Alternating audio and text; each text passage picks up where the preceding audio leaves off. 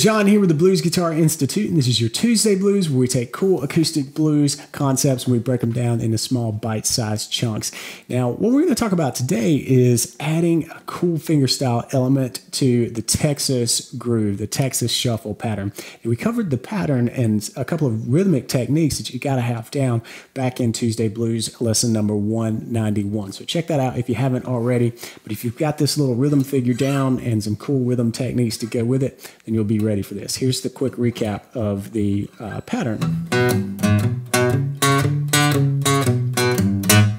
That's the basic pattern that we're going to do. We're going to change through the chords here, but that's the pattern in E.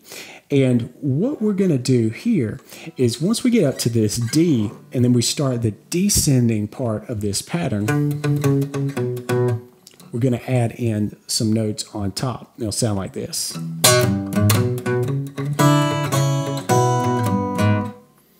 So even just adding the little double stop sound, that's all we're doing. We're going from the D on the second string, down a fret, and then open, and of course playing this first string open the whole time. By itself, there's not much happening there, and you can probably play that, but it's a bit of a mind bender and a finger twister for you to add in the bass.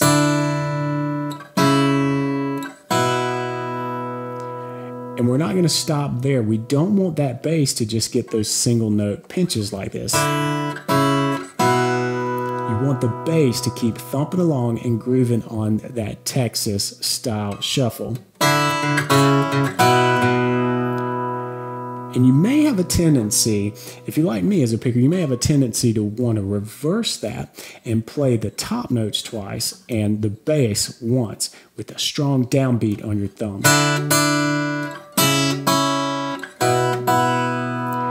And while that sounds cool, that is not what we're going for here. I really want to challenge your picking and get that thumb to just steady pump out the bass line.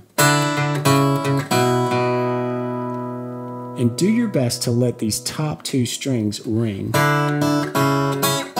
Oh, see, I did it with the double stops there. There you go. That's what we're looking for. We're looking for that bass line to remain nice and steady.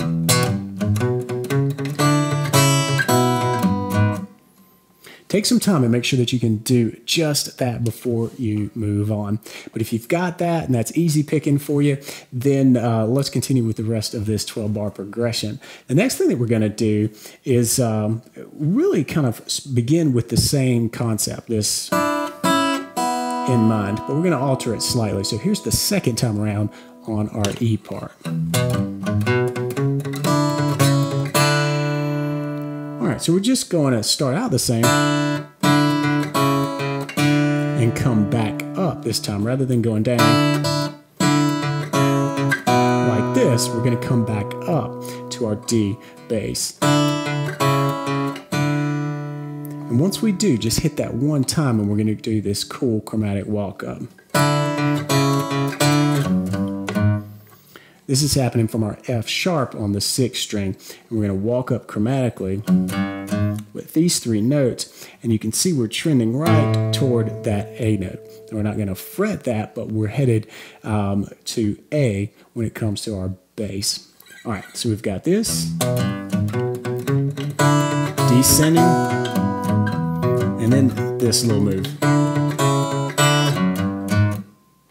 All right, pretty cool in and of itself, but you're ready now to go into the A chord. We did the walk up, which sets us up nicely for an A.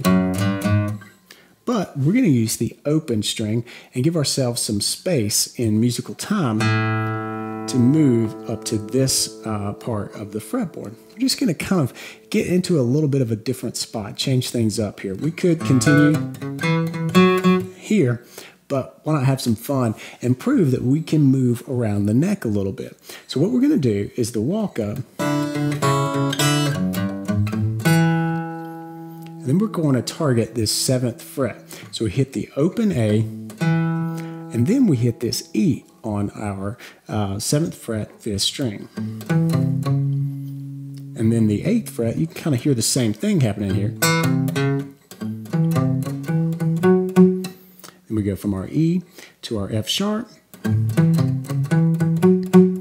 Then we move up to a G, and we're going to play some nice notes on top in very much the same way, same picking pattern that we did over our E.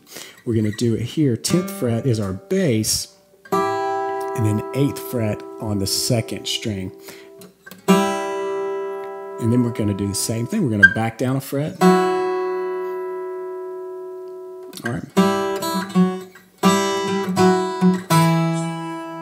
And then back down a whole step.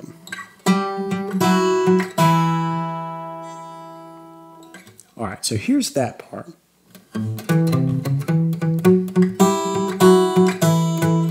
Then we're going to finish this out with our little walk up here from the 3rd fret, our C note, to a C sharp. Then back to our E part.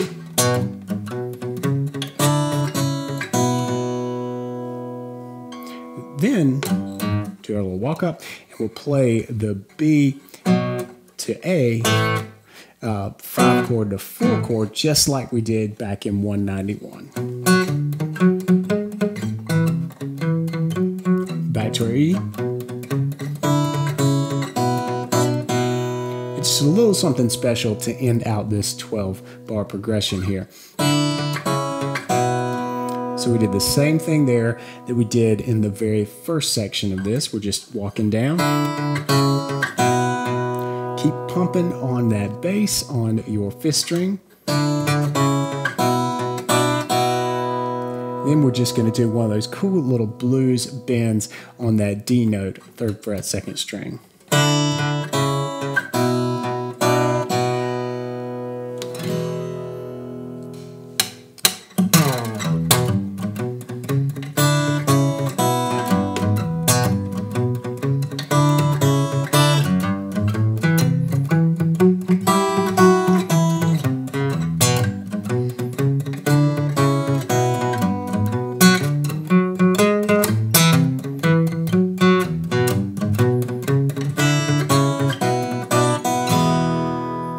All right, that's it for this lesson. Now, a couple of things before you take off. First is, this thing is not necessarily easy.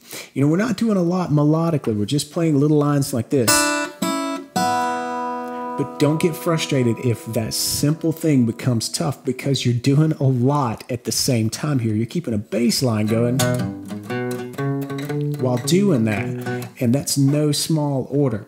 Your thumb's going to want to have a tendency to just play those strong downbeats and fall away from the shuffle. But I want to encourage you to keep that shuffle, that double bass happening throughout the whole thing with your thumb. That's the point of this. That's the takeaway. It's the fun and it's the challenge. But keep at it, and I'll bet you'll get there. And the second thing I want to mention is that if you want to build a super strong foundation in the blues, then check out premium membership from Blues Guitar Institute. We got a growing library of premium courses. I just put out a lick of the month that gives you a nice turnaround to this Texas groove that we're working with here. There's tons of cool stuff and a growing community full of blues pickers just like you.